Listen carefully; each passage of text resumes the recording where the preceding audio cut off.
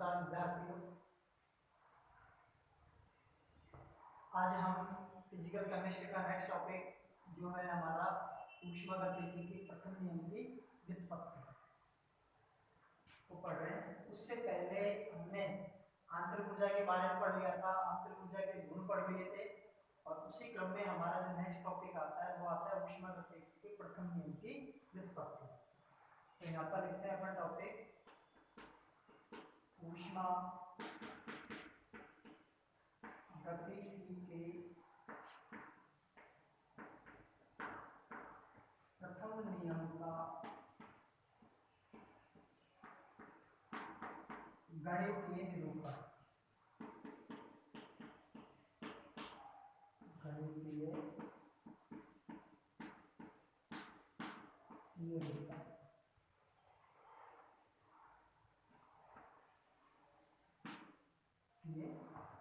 देखो, अपन जानते हैं कि ये जो नियम है ऊष्मागतिकी का जो प्रथम नियम है ये प्रारंभ में हेलम होल्टन में मेयर नामक वैज्ञानिक ने इसको प्रतिपादित किया और इस नियम के अनुसार अपन ये कह सकते हैं कि जितनी ऊर्जा हम कार्य करने में खर्च कर देते हैं उसके परिणाम स्वरूप हमें अन्य ऊर्जा अन्य रूप में यानी उतनी ही ऊर्जा हमें अन्य रूप में प्राप्त भी होती है। यानी इस नियम का जो तथ्य है वो तथ्य सर्वमान्य तथ्य जो माना जाता है वो माना जाता है कि ऊर्जा को न तो उत्पन्न किया जा सकता है और न ही नष्ट किया जा सकता है, बल्कि ऊर्जा को एक रूप से दूसरे रूप में परिवर्तित किया जा सकता है। और ऊष्मागतिकी का जो प्रथम नियम है ये सामान्यतः ऊर्जा संरक्षण के सिद्धांत पर भी कार्य करता है। इसी क्रम में अपन इस टॉपिक की शुरुआत करते हैं कि माना हमारे पास कोई एक गैसीय तंत्र है जिसकी अवस्था ए है। यानी इसकी शुरुआत करते हैं कि माना एक गैसीय तंत्र की प्रारंभिक अवस्था कैपिटल ए है। माना एक गैसीय तंत्र की प्रारंभिक अवस्था क्या है? कैपिटल ए है, जिसकी ऊर्जा ई ए है। यह तंत्र ऊष्मा की स्मॉल क्यू मात्रा ऊष्मा की स्मॉल क्यू मात्रा अवशोषित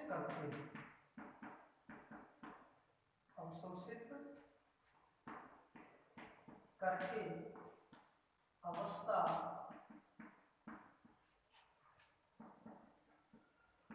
बी में चला जाता है। अब अवस्था जो बी है वो इस तंत्र की अंतिम अवस्था के रूप में मानी जाती है। अवस्था बी में चला जाता है। अवस्था बी में तंत्र की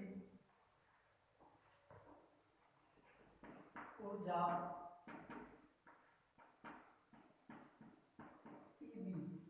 है तो तंत्र की आंतरिक ऊर्जा में होने वाली वृद्धि हमें ज्ञात करनी है। तो अपन ये मानते हैं कि तंत्र की आंतरिक ऊर्जा में होने वाली वृद्धि सामान्यतः डेल्टा ई है। तो डेल्टा ई बराबर ई बी माइनस ई ए, यानी ये समीकरण नंबर हमारे पास 1 वर्ग है।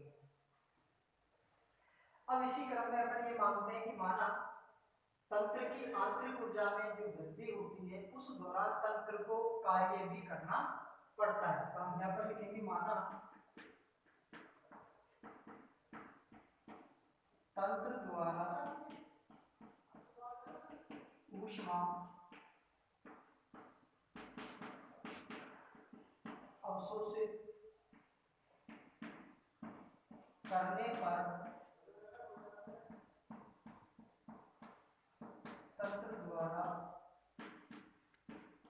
किया गया कार्य W है तो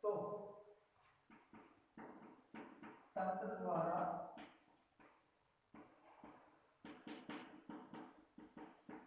अवशोषित ऊष्मा स्मॉल q बराबर, ये सूत्र लिख सकते हैं अपन, तंत्र द्वारा अवशोषित ऊष्मा बराबर तंत्र की आंतरिक ऊर्जा में वृद्धि प्लस तंत्र द्वारा किया गया कार्य, तंत्र द्वारा किया गया कार्य। अब देखो तंत्र द्वारा अवशोषित ऊष्मा सामान्यतः अपन मान लेते हैं Q है, और तंत्र की आंतरिक ऊर्जा में होने वाली वृद्धि हमारे पास डेल्टा E के रूप में है, और तंत्र द्वारा किया गया कार्य, तंत्र द्वारा किया गया कार्य हमारे पास होता है किसके रूप में, W के रूप में। अब यहाँ पर एक तथ्य लगाना है कि यदि आईपीएसी जो पद्धति है वो ये कहती है कि तंत्र द्वारा किया गया कार्य ऋणात्मक होता है, यानी यहाँ पर अपन लगा सकते हैं IUPAC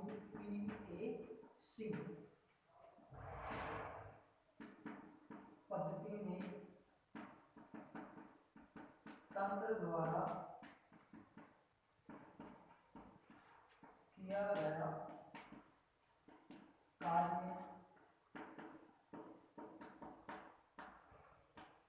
ऋणात्मक है। तो यदि इस कार्य को मैं ऋणात्मक मानता हूं, Q बराबर डेल्टा E माइनस W या डेल्टा E बराबर Q minus Q plus W, यानी एक समीकरण तो मेरे पास ये आपकी आईपीएसी पद्धति के अनुसार यदि कार्य को मैं ऋणात्मक मानता हूं, और यदि कार्य को मैं ऋणात्मक नहीं मानता हूं तो फिर मेरे पास जो समीकरण आती है वो आती है Q बराबर डेल्टा E प्लस W या डेल्टा E बराबर Q माइनस W, यानी ये दोनों जो समीकरण आती हैं हमारे पास ये ऊष्मागतिकी के प्रथम नियम को ही निरूपित करती है। यानी ये जो समीकरण है ये समीकरण तो हमारे पास आईपीएसी पद्धति के अनुसार, और ये समीकरण है हमारे पास सामान्य पद्धति के अनुसार, सामान्य पद्धति के अनुसार। क्योंकि सामान्य पद्धति के अनुसार इसलिए मानते हैं कि तंत्र द्वारा किया गया जो कार्य होता है वो हमेशा पॉजिटिव होता है। हमारा शरीर भी एक तंत्र है, यदि हम कोई कार्य करते हैं तो हमें उस कार्य के अनुसार कोई फल प्राप्त होता है, और कोई चीज प्राप्त होती है तो हमारे पास पॉजिटिव के रूप में आती है, इसलिए उसको अपन पॉजिटिव के रूप में कार्य को मान लेते हैं। और अपन ये भी मान सकते हैं कि यदि अपन कोई कार्य करते हैं तो अपनी आंतरिक ऊर्जा में क्या होती है, कमी होती है। आंतरिक ऊर्जा में कमी हो गई तो ऊर्जा घट गई हमारी, और ऊर्जा यदि घट जाती है तो अपन ये भी कह सकते हैं कि कार्य ऋणात्मक होता है, क्योंकि कार्य करने की क्षमता को ऊर्जा कहते हैं।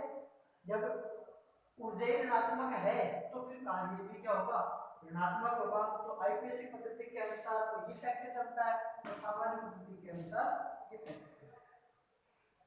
अब देखो यहाँ पर Q और W जो है दोनों के दोनों अवस्था फलन नहीं होते हैं, Q और W दोनों के दोनों अवस्था फलन नहीं होते, लेकिन अपन समीकरण 1 और समीकरण 2 के द्वारा ये मान सकते हैं कि इन दोनों का अंतर या फिर इन दोनों का योग जो होता है वो डेल्टा E के बराबर होता है, क्योंकि यहाँ पर जो डेल्टा E है ये सामान्यतः एक अवस्था फलन माना जाता है, क्योंकि डेल्टा E जो है ये आंतरिक ऊर्जा में परिवर्तन को दर्शाता है।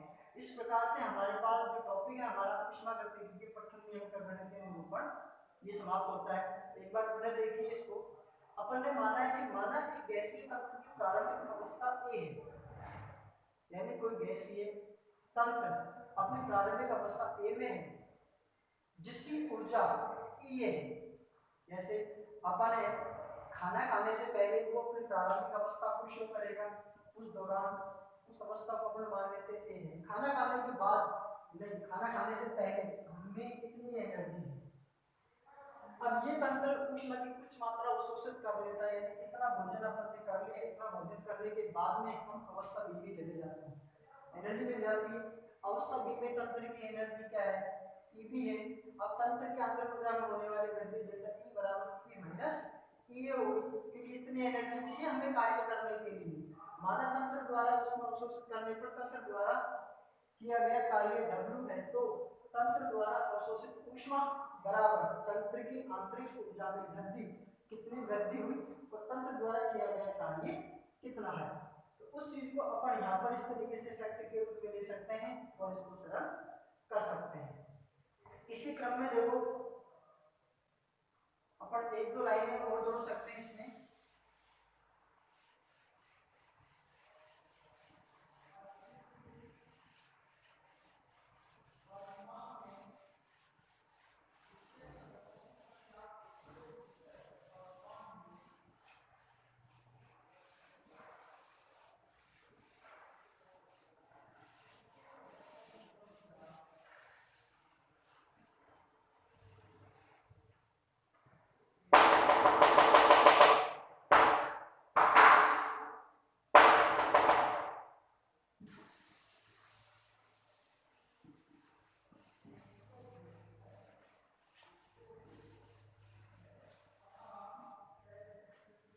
यहाँ पर जैसे एक फैक्टर अपन ये भी जोड़ सकते हैं कि तंत्र द्वारा ऊष्मा अवशोषित करने पर ऊष्मा का मान धनात्मक और तंत्र द्वारा ऊष्मा का उत्सर्जन करने पर ऊष्मा का मान ऋणात्मक। तो यहाँ पर लिख सकते हैं अपन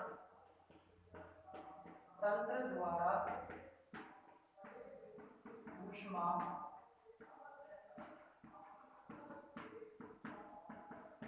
अवशोषित करने पर Q बराबर पॉजिटिव तंत्र द्वारा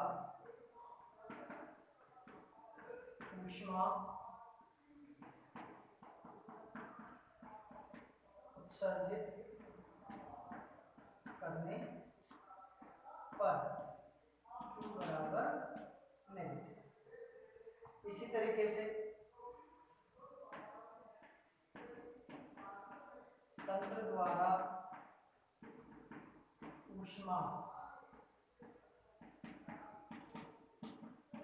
अवशोषित करने पर डेल्टा E पॉजिटिव और तंत्र द्वारा ऊष्मा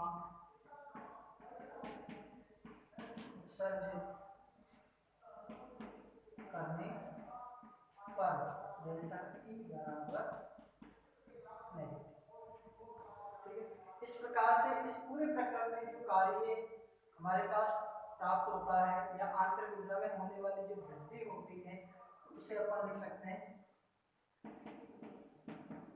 कि आंतरिक ऊर्जा में होने वाली वृद्धि डेल्टा E बराबर Q माइनस इंटीग्रल V1 से V2 PD ये ऊष्मागतिकी के प्रथम नियम का गणितीय निरूपण मानी जाती है। ये समीकरण नंबर, ये जो समीकरण है ऊष्मागतिकी के प्रथम नियम का गणितीय निरूपण मानी जाती है। तो आप लोगों को इस टॉपिक में इतने तथ्य याद रखने हैं ऊष्मागतिकी के प्रथम नियम के गणितीय निरूपण। उसके बाद में जो हमारा अगला टॉपिक चलता है वो टॉपिक चलता है कि एक विलगित तंत्र में ऊर्जा परिवर्तन। एक विलगित तंत्र में ऊर्जा परिवर्तन।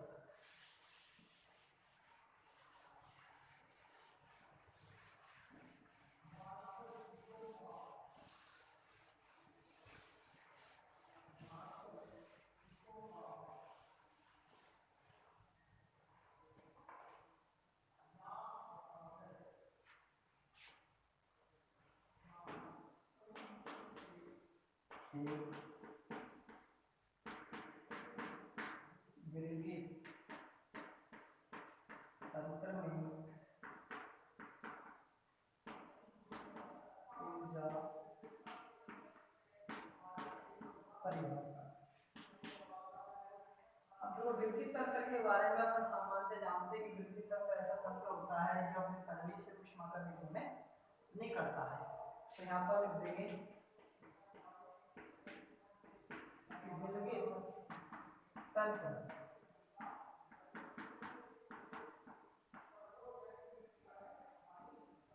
सामान्यतः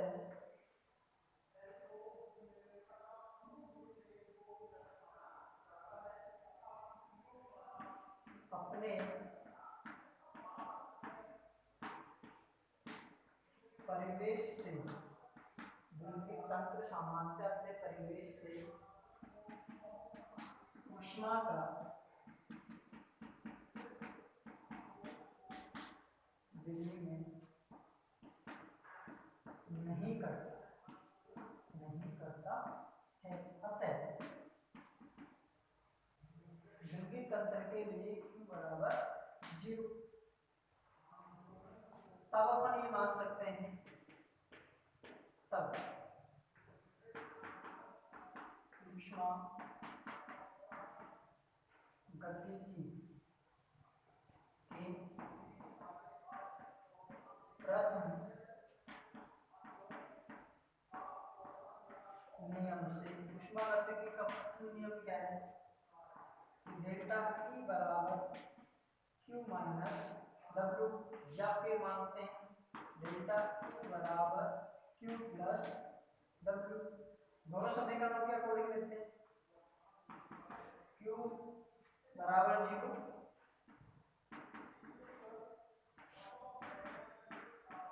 विलगित तंत्र के लिए Q बराबर 0। अब Q बराबर जब 0 रख देते हैं तो हमारे पास जो समीकरण आती है वो आ जाती है सामान्यतः डेल्टा E बराबर माइनस W, और यहाँ पर आ जाती है डेल्टा E बराबर कैपिटल W। अब ये जो दोनों समीकरण हैं ये इस फैक्ट को बताते हैं कि यदि तंत्र के द्वारा कार्य करने पर उसकी आंतरिक ऊर्जा में कमी होती है तो कार्य का मान ऋणात्मक रहता है, और यदि तंत्र के द्वारा कार्य करने पर उसकी आंतरिक ऊर्जा में वृद्धि होती है तो कार्य का मान भी पॉजिटिव रहता है। यानी कुल मिला के बात यह है कि दोनों समीकरणों से अपन ये कह सकते हैं कि यदि तंत्र के द्वारा कार्य किया जाता है, तंत्र के द्वारा कार्य किया जाता है तो उसकी आंतरिक ऊर्जा में क्या होती है? कमी होती है। तो यहाँ पर लिख देंगे अर्थात तंत्र द्वारा कार्य करने पर, तंत्र द्वारा कार्य करने पर उसकी आंतरिक ऊर्जा खर्च होती है, उसकी आंतरिक ऊर्जा खर्च होती है। ये जो फैक्ट है ये सामान्यतः आईपीएसी पद्धति के अनुसार माना जाता है। तो यहाँ पर एक विलगित तंत्र में ऊर्जा जो परिवर्तन है वो आईपीएस यानी ऊष्मागतिकी के प्रथम नियम के अनुसार ये तथ्य हमारे सामने आता है। कि विलगी तंत्र जो होता है सामान्यतः अपने परिवेश से ऊष्मा का विनिमय नहीं करता है। अब ऊष्मा का विनिमय नहीं करेगा तो उसके लिए Q बराबर 0 रहेगा। ऊष्मागतिकी का प्रथम नियम कहता है कि डेल्टा E बराबर Q माइनस W हो या फिर डेल्टा E बराबर Q प्लस W हो। विलगी तंत्र के लिए अपन ये मान चुके हैं कि Q बराबर क्या होता है 0। Q बराबर 0 होता है। जब Q बराबर 0 इन दोनों समीकरणों में रख देते हैं तो एक समीकरण से तो आता है हमारे पास डेल्टा E बराबर माइनस W और एक से आता है डेल्टा E बराबर W। यानी कुल मिलाकर अपन ये कहें कि जो कार्य है वो सामान्यतः आंतरिक ऊर्जा के ऊपर निर्भर करता है। यदि आंतरिक ऊर्जा का मान 0 है तो कार्य भी नहीं हो सकता और आंतरिक ऊर्जा का मान अधिक है तो कार्य कर सकते हैं। तो इन दोनों फैक्टरों को सम्मिलित रूप से ऐसे पद्धति के अनुसार हम ये बता सकते हैं कि यदि तंत्र द्वारा कार्य किया जाता है तो उसकी आंतरिक ऊर्जा क्या होती है खर्च होती है। तो ये फैक्ट हमारा ऊष्मागतिकी के प्रथम नियम का निरूपण माना जाता है। इसके बाद में है चक्रीय प्रक्रम के लिए ऊर्जा परिवर्तन। तो चक्रीय प्रक्रम के लिए देखो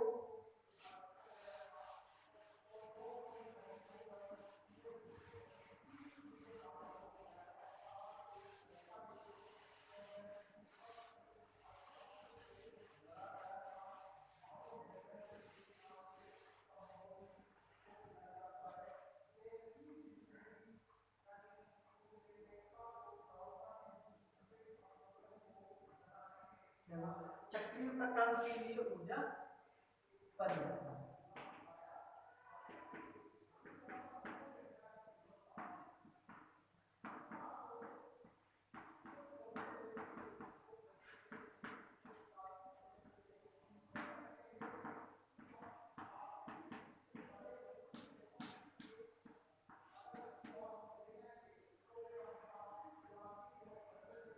यहाँ पर देख सकते हैं जगह पर चक्रीय प्रक्रम के लिए ऊर्जा परिवर्तन। सामान्यतः अपन ये मानते हैं कि यदि कोई तंत्र ऊर्जा परिवर्तन की विभिन्न श्रृंखलाओं में से गुजरकर पुनः अपनी प्रारंभिक अवस्था में आ जाता है, पुनः अपनी प्रारंभिक अवस्था में आ जाता है तो उस पूरे चक्रीय प्रक्रम में ऊर्जा परिवर्तन का मान 0 माना जाता है। यानी माना कोई तंत्र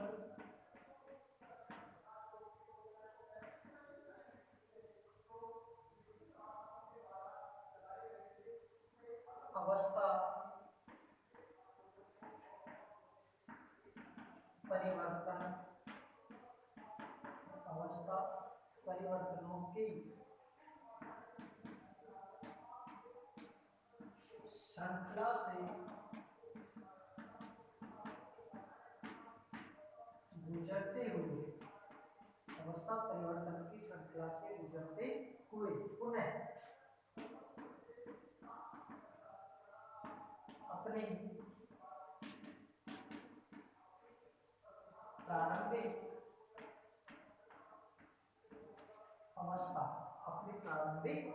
अवस्था में वापस लौट आता है तो इस चक्रीय प्रक्रम में ऊर्जा परिवर्तन शून्य होगा। ऊर्जा परिवर्तन शून्य होगा। अतः ऊष्मा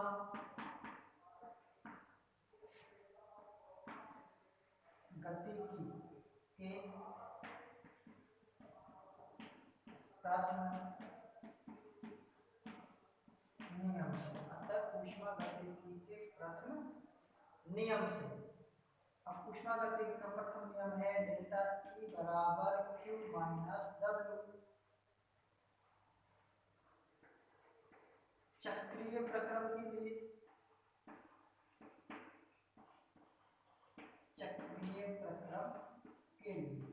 डेल्टा जीरो, तब जीरो बराबर क्यू माइनस डब्ल्यू या क्यू बराबर डब्ल्यू, यानी ये समीकरण नंबर होगी हमारे पास कैलकुलस में 4। यानी समीकरण जो 4 है वो इस तथ्य को निरूपित करती है कि चक्रीय प्रक्रम में जितनी ऊष्मा तंत्र द्वारा अवशोषित की जाती है, यानी चक्रीय प्रक्रम में जितनी ऊष्मा तंत्र के द्वारा अवशोषित की जाती है उस ऊष्मा की तुल्य ही तंत्र के द्वारा कार्य किया जाता है।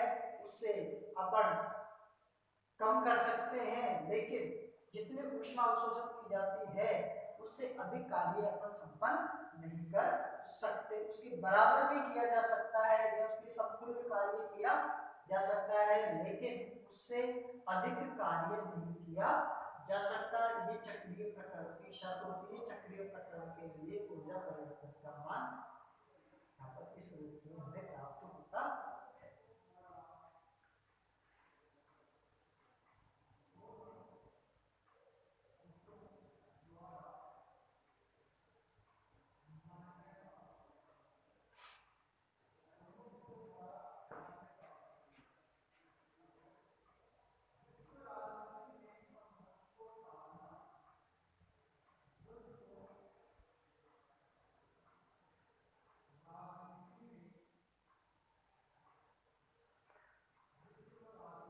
उसके बाद जो हमारा जो नेक्स्ट टॉपिक है वो है तंत्र की एंथैल्पी या पूर्ण ऊष्मा।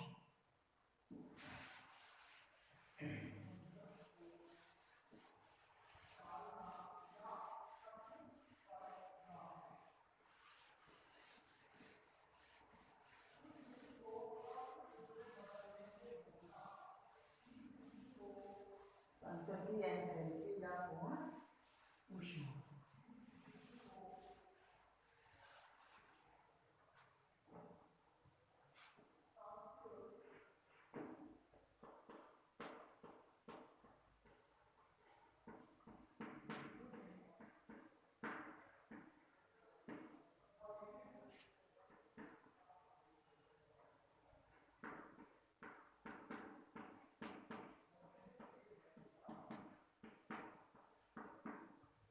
तंत्र की एंथैल्पी या पूर्ण ऊष्मा। देखो ये हमारे पास कोई पात्र है और इस पात्र में अपन ने कोई गैस भर रखी है और वो गैस सामान्यतः किसका काम करेगी? तंत्र का। कोई गैस है और वो गैस कार्य किसका करेगी? तंत्र का कार्य करती है। अब अपन एक शर्त लगा देते हैं कि इस तंत्र के लिए आयतन हम मान लेते हैं कि स्थिर है, यानी स्थिर आयतन पर कोई तंत्र ऊष्मा अवशोषित करता है, ऊष्मा की क्यू मात्रा अवशोषित करता है।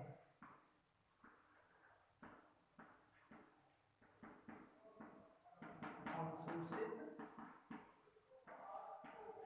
ऊष्मा यानी कोई तंत्र है जिसका आयतन क्या है? स्थिर है। अब ये जो तंत्र है वो ऊष्मा की क्यू मात्रा अवशोषित करता है। ऊष्मा की क्यू मात्रा अवशोषित करता है तो उस दौरान उसकी आंतरिक ऊर्जा में क्या परिवर्तन होगा? तो यहाँ पर लिख देंगे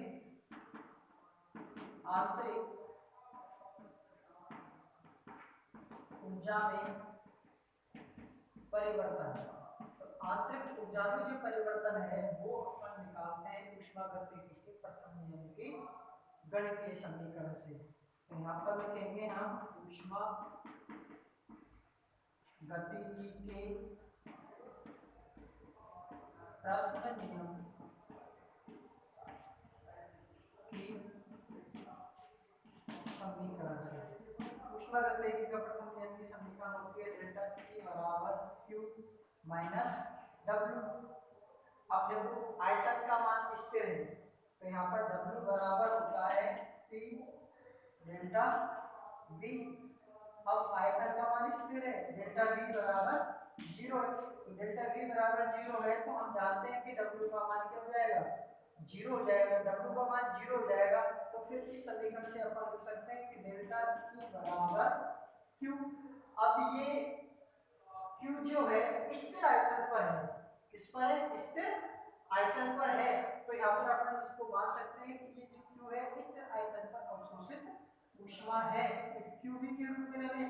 अब यहाँ पर देखो QV जो है वो एक अवस्था फलन होगा, QV जो है वो एक अवस्था फलन होगा, जबकि Q अवस्था फलन नहीं होगा, क्योंकि QV जो है एक स्थिर आयतन पर अवशोषित ऊष्मा है जो किसके बराबर है, डेल्टा E के बराबर है, और डेल्टा E जो है सामान्यतः एक अवस्था फलन माना जाता है। तो अपन ये कह सकते हैं कि डेल्टा E और डेल्टा QV स्थिर आयतन पर अवस्था फलन माने जाते हैं।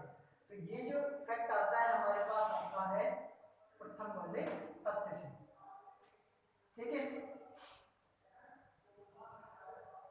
इस वीडियो में आज हम इतना ही देखेंगे, बाकी जो इससे आगे का जो मैटर है, क्योंकि ये डेरिवेशन पोर्शन है तो थोड़ा सा इसके लिए हमें अलग ही वीडियो बनाना पड़ेगा शुरुआत से, इसके लिए हम नेक्स्ट वीडियो अपलोड करेंगे। तब तक आप लोग जितना पढ़ाया है उसको शालीनता के साथ पढ़िए, और यदि कोई तथ्य समझ में नहीं आता है तो उसे नोट करके रखना, तब भी यहाँ पर आप लोगों की ऑफलाइन क्लासेस लगे तब आके आप लोग उसे पूछ सकते हो। Thank you.